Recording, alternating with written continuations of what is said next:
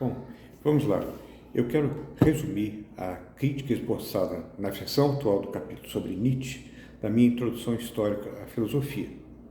Talvez isso faça com que alguém se interesse em ler o esboço que se encontra no site da academia.com. Nesse esboço eu tento fazer uma leitura crítica e opiniosa do pensamento de Nietzsche. Eu acredito que nós temos hoje elementos suficientes para isso. Afinal, leituras apologéticas são milhões. Leituras críticas e opiniosas eu conheço, na verdade, apenas de Bertrand Russell, no capítulo sobre Nietzsche, de sua história. Como a minha crítica se baseia em considerações sobre disposições pulsionais, eu quero começar falando delas. Na sua primeira tópica, Freud distinguiu entre duas pulsões ou instintividades fundamentais, a pulsão de autopreservação e a pulsão erótica de preservação da espécie. Deixando para trás a questionável ênfase freudiana no erotismo, coisa própria do final do século XIX, com a sociedade repressiva da sexualidade, e ainda que admitindo que a sexualidade faça parte da pulsão de preservação da espécie, nós podemos admitir a existência de dois tipos de disposições pulsionais básicas: as disposições pulsionais para a sobrevivência do indivíduo e as disposições pulsionais para a sobrevivência da espécie. Esta admissão tem a vantagem de ser compatível com tudo que nós sabemos da biologia e da teoria da evolução. Quando um animal luta para obter alimento antes dos outros membros de sua espécie, ele está demonstrando, obviamente, uma disposição de autopreservação. Quando uma mãe se interpõe entre os filhotes e o animal que os caça para protegê-los, só para ser devorada por esse animal, ela está demonstrando uma disposição pulsional para a sobrevivência da espécie. Exemplos de ambos os casos são muitos, o que pode não parecer tão claro pelo fato de que esses dois tipos de disposição se encontram combinados em muitas de nossas ações. A partir de 1920, Freud substituiu o esquema acima por uma distinção metafísica entre duas pulsões básicas, a pulsão de morte, Thanatos, e a pulsão erótica, Eros. A pulsão de morte explicaria as tendências de autodestruição do indivíduo e repetição. O problema com essa nova distinção é que ela é metafísica no sentido de não encontrar nenhuma fundamentação biológica evolucionária. Poucas pessoas cientificamente informadas hoje a aceitariam.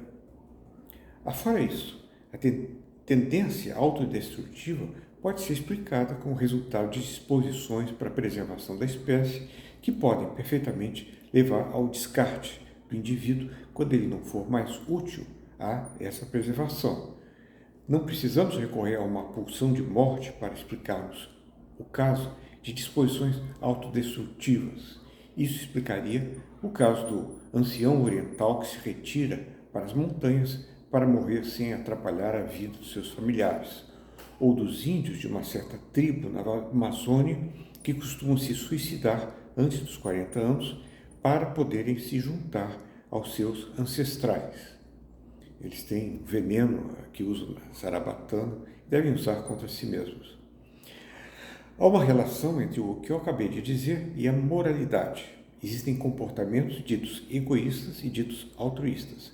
É claro que comportamentos egoístas advêm de disposições pulsionais de sobrevivência do indivíduo, enquanto comportamentos altruístas advêm de disposições pulsionais ligadas à sobrevivência da espécie. Isso tem consequências para a ética.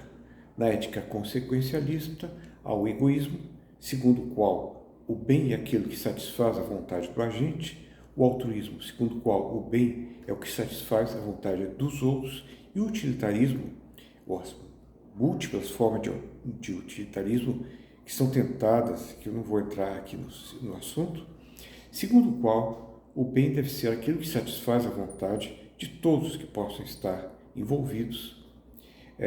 E se assim for, se assim for considerado, egoísmo e altruísmo éticos devem ser excluídos, pois o ser humano não é nem um egoísta, nem um altruísta ético, mas ambas as coisas, ou, se quiserem, nenhuma delas. Nem Hobbes nem Rousseau estavam certos. A questão agora é, o que tem isso a ver com Nietzsche? Ora, isso serve como uma crítica à teoria da vontade, ou a vontade de poder, ou vontade para poder, o Philipp Zurmart, mas não há uma tradução contra a vontade de poder. É de Nietzsche, que como ele chamou isso, para Nietzsche, a única, na verdade, se nós fôssemos traduzir a teoria das pulsões, em termos nietzschianos, a única pulsão presente no homem em toda a natureza é a vontade de poder, ou para poder. A ideia da vontade, como aquilo que rege o universo, foi tomada de Schopenhauer, para quem, no lugar da coisa em si kantiana, o que existe é uma vontade aleatória, destrutiva, da qual somos prisioneiros e que é responsável por toda a miséria humana. Nietzsche, que não era um pessimista, mas queria ser um otimista, diversamente de Schopenhauer, tornou essa vontade de poder. Poder significa, para Nietzsche, sua forma crua, como aparece no primeiro ensaio da genealogia, o domínio sobre outras pessoas. A exemplo da besta loira e do barbarismo dos gregos antigos, romantizado na Ilíada, mas, em sua forma sublimada, o poder é, para Nietzsche, a disposição humana para autoaperfeiçoamento, ou autossuperação. A vontade para poder tem por correspondente as disposições pulsionais de sobrevivência do indivíduo.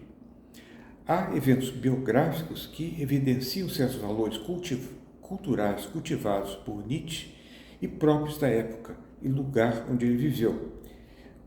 Quando estudante, ele desafiou um jovem desconhecido para um duelo. O jovem concordou e ambos lutaram com as espadas até que o outro feriu Nietzsche no nariz. Depois disso, ambos concordaram em parar, para a sorte de Nietzsche, provavelmente. Depois veio uma guerra e Nietzsche se inscreveu como combatente. Infelizmente, no exercício, ele caiu do cavalo, teve de passar parece uns 2 meses no hospital, uma coisa grave. Depois veio uma segunda guerra,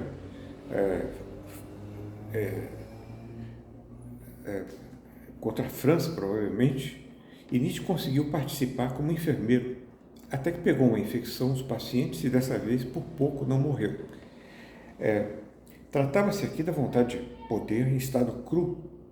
E Nietzsche foi, inevitavelmente, influenciado, essa é a verdade, pela cultura prussiana da época, uma cultura militarista, aristocrática, racista, ainda que fizesse uma interpretação pessoal de tudo isso.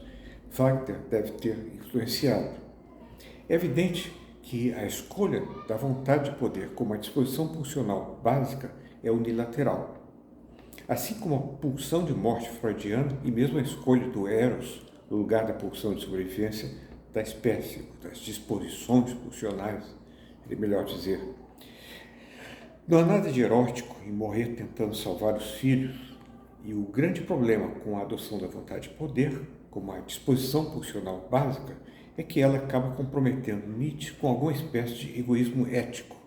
Nietzsche é forçado a minimizar os aspectos altruístas da natureza humana, que são pouco compatíveis com a vontade de poder, tanto como vontade de domínio, quanto como vontade de autoaperfeiçoamento ou autossuperação. Para a moral nietzschiana, ela não se resume totalmente, podemos dizer, ao egoísmo ético. Ela sofre influência do seu elitismo e por sua crença em ideias aristocráticas e mesmo em estirpes raciais. Considere, para isso, a sua distinção entre a moral dos senhores e a moral servil dos escravos. Os senhores, segundo eles, só devem ser altruístas entre eles próprios, diz ele na genealogia, mas não com relação aos plebeus, às moscas da praça pública, como ele escreveu também.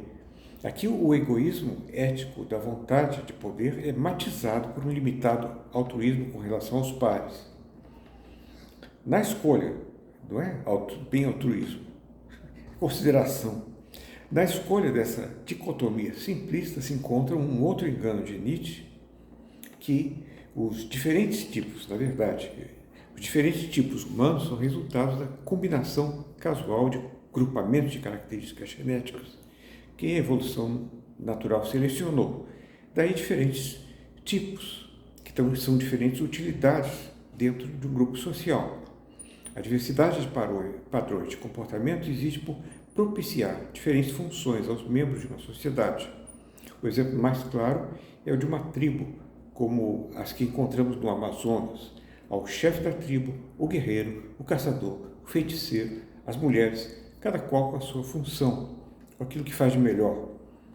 Nietzsche escolhe apenas uma, a função do guerreiro, como sendo aristocrática, acreditando que deve existir uma estirpe nobre que era própria dos senhores e que quase se perdeu com a mistura das raças, diz ele. Essa estirpe evidenciaria a vontade de poder na sua forma mais flagrante. O erro de Nietzsche é aquilo de confundir diferenças intrasociais com diferenças intersociais, tratando as primeiras como se fossem as últimas.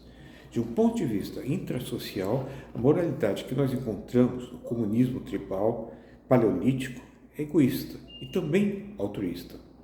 Mas do ponto de vista intersocial, realmente não entra em questão a sobrevivência da espécie. As sociedades são egoístas, eram e continuam sendo, desde os animais territorialistas até os países na época presente. Não existe uma moral altruísta vigente até as sociedades, ao menos até nos seus tempos. Nietzsche se restringe, no que ele sabia, aos gregos e romanos. O Império Romano, considerado por Nietzsche, como se tratava de muitos povos unidos entre si pelo poder da espada, aqui não existia uma moral intrasocial que não tivesse as características do egoísmo ético. E Nietzsche toma essa moralidade erroneamente como exemplo.